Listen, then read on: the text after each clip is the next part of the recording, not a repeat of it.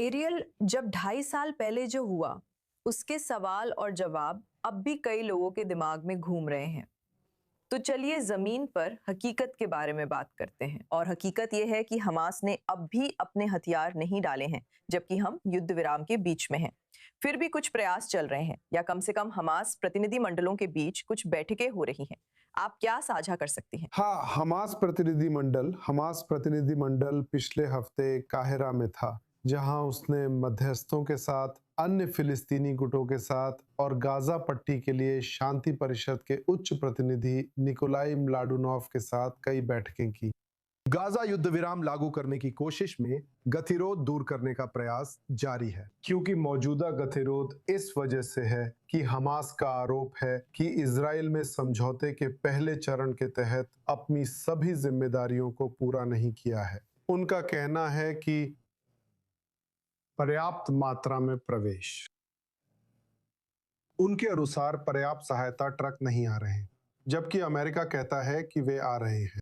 वे ये भी कहते हैं कि राहत कार्यों की जरूरत है, जैसे कि कारवां, टेंट और विभिन्न क्षेत्रों से मलबा हटाना। इजराइल कह रहा है कि ये सब पुनर्निर्माण से जुड़ा हुआ है और जब तक निरस्त्रीकरण नहीं होता तब तक कोई पुनर्निर्माण नहीं होगा। ये सिर्फ इजराइल ही नहीं, शांति परिषद भी यही कह रही है।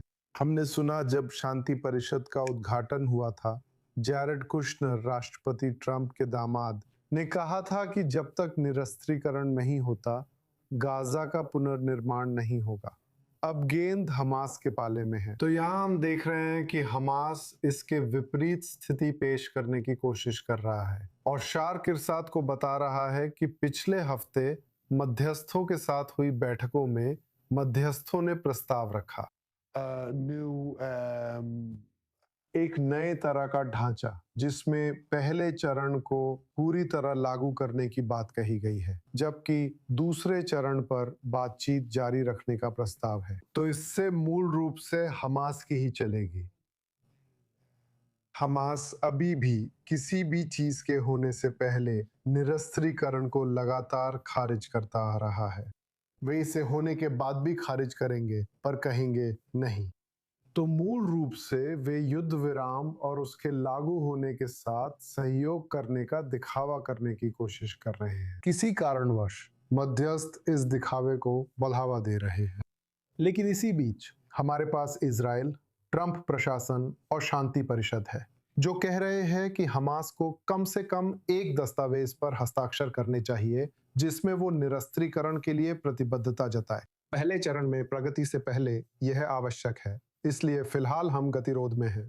वार्ताकार हमास की मांगों के आगे झुकते हुए कोई समाधान निकालने की कोशिश कर रहे हैं। हमास का कहना है कि उसने मध्यस्थों के इस प्रस्ताव पर सकारात्मक प्रतिक्रिया दी है, लेकिन ये न तो यरूशलेम में और न ही वॉशिंगटन में स्वीकार्य होगा। हम महीनों से इस गतिरोध में फंसे हुए हैं, ऐसा लगता है। ईतान, किस बिंदु पर इजराइल के पास खुद जाकर हमास को निरस्त्र करने की विश्वसनीयता होगी? क्या हमने अंतर्राष्ट्रीय नजरिए से वो खो दिया है? इसके अलावा हमें यह भी समझना होगा कि ईरान और संयुक्त राज्य अमेरिका और इजराइल के बीच युद्ध ने गाजा पट्टी से तनाव को हटा दिया। उन सभी देशों में नेतृत्व के शीर्ष स्तर पर जो इसमें शामिल थे, और हमास द्वारा इसका बहुत जल्दी और समझदारी से इस्तेमाल किया गया। इसका क्या मतलब है? अगर आप युद्ध शुरू होने से पहले हमास की स्थिति की तुलना आज की स्थिति से करें, तो हमास आज कहीं ज्यादा मजबूत है। जमीन पर हम इसे कह सकते हैं, और पट्टी पर, क्षेत्र में, फिर इजराइल पीले क्षेत्र में है, हमास पश्चिमी क्षेत्र में है, और इस तरह की स्थिति में गाजा पट्टी पर नियंत्रण करता है। वे कमोबेश शांत रहते हैं, अपनी ताकत बढ़ाते हैं, उन्हें समय चाहिए और वे उसे इस्तेमाल करते हैं, चाहे कोई तथ्य ना हो। मेरा अनुमान है, मैं उन्हें बहुत अच्छी तरह जानता हूं, अपनी सशस्त्र ताकत को मजबूत करने के लिए उन्हें बनाना, संगठित करना और यहां वहां से ज्यादा तस्करी करके लाना पड़ता है। तो जो सवाल आपने इजराइल के बारे में पूछा है, वो मेरे ख्याल से सिर्फ कुछ महीनों के लिए ही टेबल पर रहेगा। एक तरफ अगर ईरान, संयुक्त राज्य अमेरिका के बीच या लेबनान में ऐसा कोई समझौता होता है, तो हमास ऐसी किसी संधि का हिस्सा बनने वाली एक ताकत होगी। आप जानते हैं कि यह किसके द्वारा होगा? आधुनिक अरब देशों द्वारा। वे इस चक्र को बंद करना चाहते हैं, लेकिन दूसरी ओर इजराइल गाजा पट्टी पर अपनी सेना बनाए रखता है।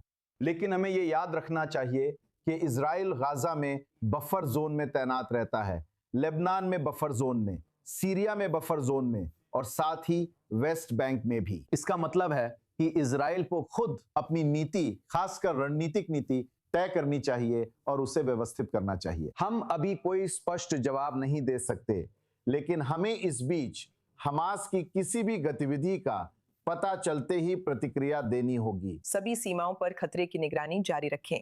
रिजर्व के मेजर जनरल इतान डांगोट, एरियल ओस्ट्रान, धन्यवाद।